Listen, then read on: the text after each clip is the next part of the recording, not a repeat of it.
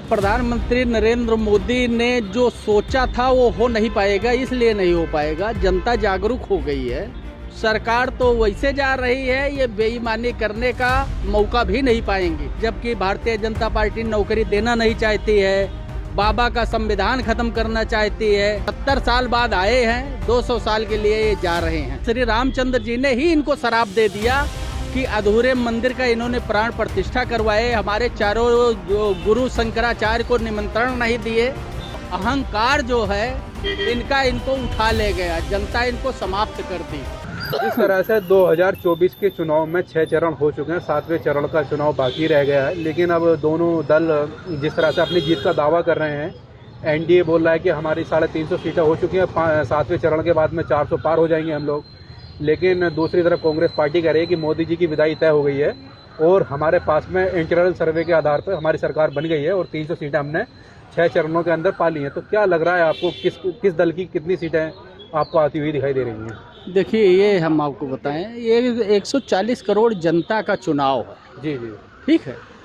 इसमें कोई भारतीय जनता पार्टी ये दावा करे कि हम 400 सीट जीत लिए हैं या 350 सीट जीत लिए हैं, तो ये गलत है। ये वाकई में अगर सत्यता पूछी जाए तो 140-42 सीट से ज़्यादा नहीं जीत रहे हैं पूरे भारत में भारतीय जनता पार्टी।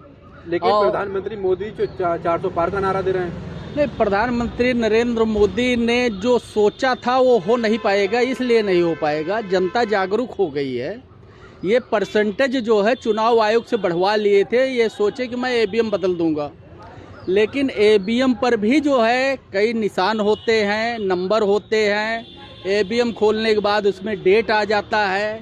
अगर इस टाइप का कृत्य करने का प्रयास करेंगे प्रधानमंत्री, तो हमारी 140 करोड़ जनता जो सरकार हटाने के नियत से मतदान किया है, वो जो है रोड पर आ जाएगी। और सरकार तो वैसे जा रही है, ये बेईमानी करने का मौका भी नहीं पाएंगी।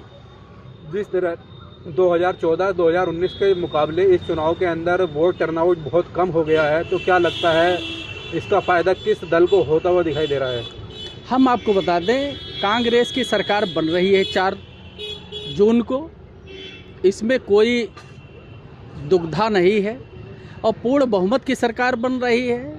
350 सीट आ रही है कांग्रेस, इंडिया 350 सीट आ रही इंडिया गठबंधन की। तो क्या लगता है कि कांग्रेस पार्टी का जो खटाखट 1 लाख रुपए वाला महिलाओं को वादा था, उसने काम कर दिया है? 100% वो हो गया मुद्दा। उसके बाद जो है किसानों का कर्ज माफ़ी वाला मुद्दा हो गया।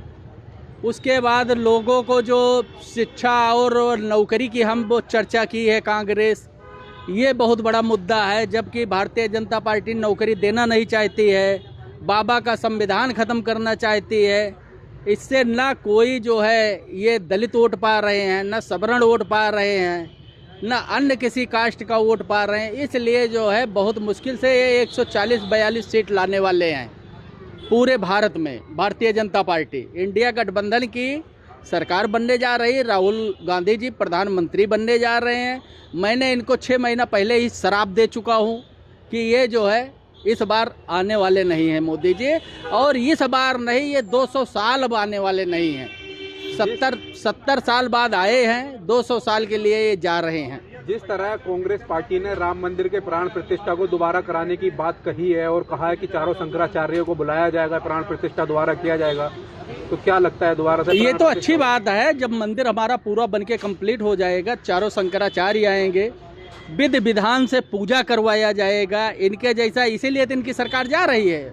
भगवान श्री रामचंद्र जी ने ही इनको शराप दे दिया कि अधूरे मंदिर का इन्होंने प्राण प्रतिष्ठा करवाए, हमारे चारों गुरु शंकराचार्य को निमंत्रण नहीं दिए।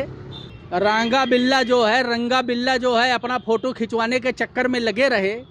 तो ये सब चीज़ जो है दर्शाता है कि इनको अहंकार जो है इनका, इनको उठा ले गया, जनता इनको समाप्त कर दी।